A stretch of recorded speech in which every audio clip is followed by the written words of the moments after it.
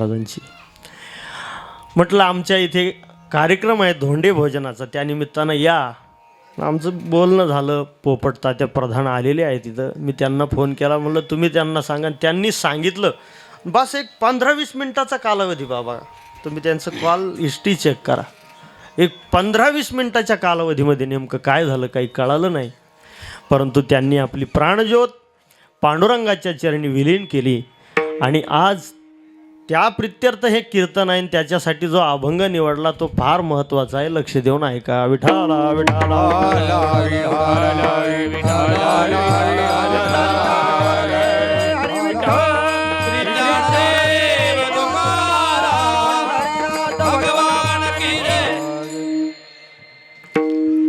आपल्याला सगळ्यांना मरणाच्या गोष्टी ऐकायला भेटतात, कारण या लोकाचं नाव आहे मृत्यूलोक. मरणाच्या गोष्टी ऐक. मृत्यूलोकी सुखाची कहाणी ऐकी जे लकवनाची श्रवणी. इथे मरणाच्या गोष्टी ऐकायला भेटतात. मरणाच्या भेटतात, मरेपर्यंत भेटतात आणि पुन्हा मरणाच्या भेटतात. म्हणजे आपण म्हणतो ना आम्ही मरणाचं जेवलो, तसं मरणाच्या गोष्टी मरणाच्या ऐकायला भेटतात. इतक्या अफाट मरणाच्या गोष्टी सगळ्यांच्या कानावर आहे.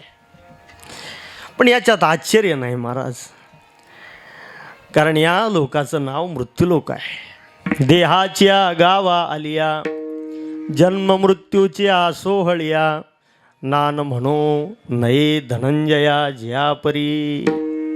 2 सोहळे ठरलेले आहे, एक जन्माचा दुसरा मरणाचा. पण कधी कधी असं वाटतं का जन्माला मूल येत नाही, गर्भच मरतो. कसं आहे, कधी जन्माल्याबरोबर मरण. म्हणजे मरण हे इतकं आपल्या सोबत आहे आणि ते केव्हा आहे हे मात्र आपल्याला काही समजत नाही. जातस्यहि ध्रुवोर मृत्यू ध्रुवम जन्म मृतस्य च तस्मात परिहार येथे नत्वम शोचितुमर्हसि. मग जिथे मरणसारखं कानावर पडतं आहे, ज्या लोकाचं नाव मृत्यूलोक आहे, तिथे तुकाराम महाराज सांगतात की तुम्ही अमर आहात. या 2 गोष्टीची विरोधाभास आहे. तुकोबरायांनी सगळ्या समाजाला अमरतेचा उपदेश केला, अमरतेची साधना सांगितली आणि अमरतेची फलश्रुती सांगितली. विठाला विठाला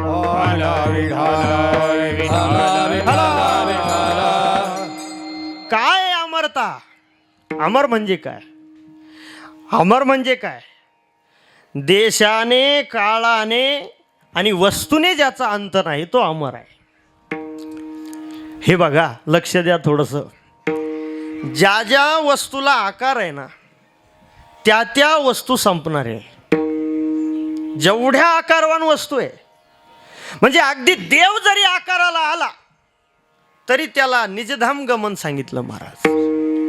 आकार म्हणजे उपाधी स्वीकारणं, आणि तुम्ही उपाधी स्वीकारली का संपली. आता आपण सगळे आकारात आहे आणि संत आकारात असून निराकारात संतानं प्रवेश केला म्हणून संत संपले नाही. जेवढे आकारवान आहेत ते एकदेशी असतात. म्हणजे मी आता कासोड्याला आहे पण नांदेडाला आहे का? नाही. माझ्या समोर हा माईक आहे पण तो आहे का? नाही. म्हणजे याचा अर्थ आकारी माणूस एका देशात असेल दुसऱ्या देशात नसेल. हा शर्ट माझ्या अंगात असेल दुसरा नसेल. म्हणजे एका वस्तूचा स्वीकार असेल दुसऱ्या नसेल, आणि एका काळात असेल तर दुसऱ्या काळात नसेल. म्हणजे मी जर आता या चालू वर्तमान काळात आहे तर पूर्वीच्या 50 वर्षाच्या काळात मी नाही आणि पुढच्या 50 वर्षाच्या काळात राहीन म्हणून सांगता येत नाही. म्हणजे आकार आला की देश काल परिच्छेद आला. पण संताला आणि देवाला या दोन्ही गोष्टीचा परिच्छेद नाही म्हणून कितीतरी प्रमाण आहे. देश काळ वस्तू भेद मावळला. देश काळ वस्तू भेद मावळला. आत्मा निर्वाळला. विश्वाकार आत्मा निर्वाळ विश्वाकार देश काळ वस्तू भेद मावळला देश काळ वस्तू भेद मावळला आत्मा निर्वाळला विश्वाकार आत्मा निर्वाळला विश्वाकार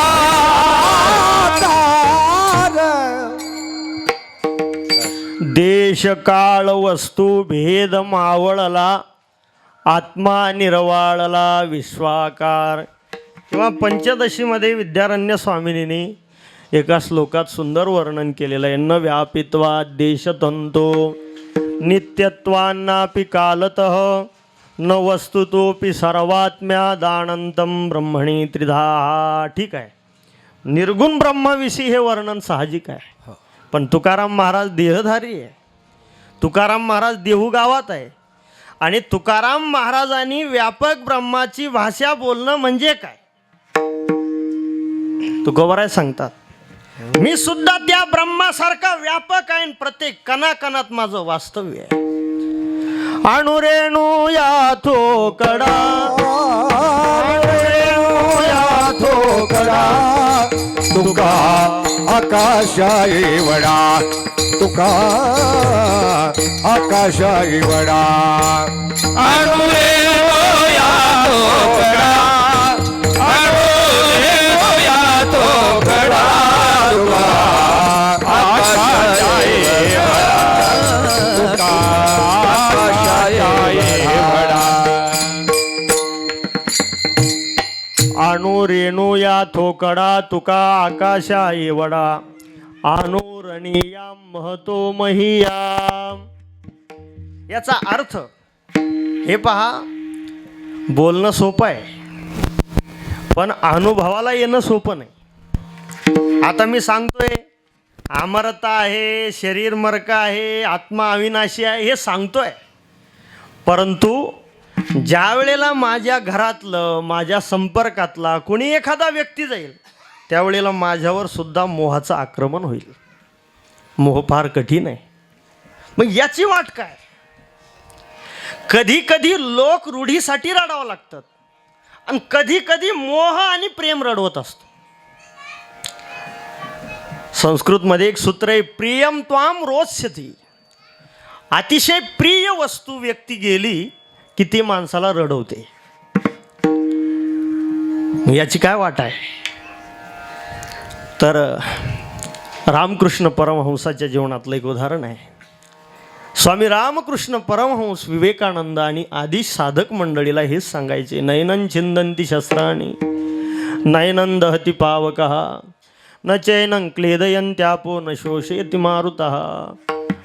आत्मा अविनाशी आहे हे शब्द रामकृष्ण परमहंस सांगायचे.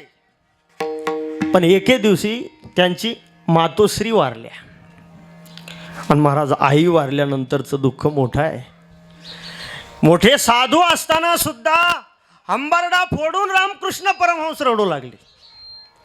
रामकृष्ण परमहंस रडत होते पण विवेकानंद त्यांच्या रडण्याकडे पाहून हसू लागले.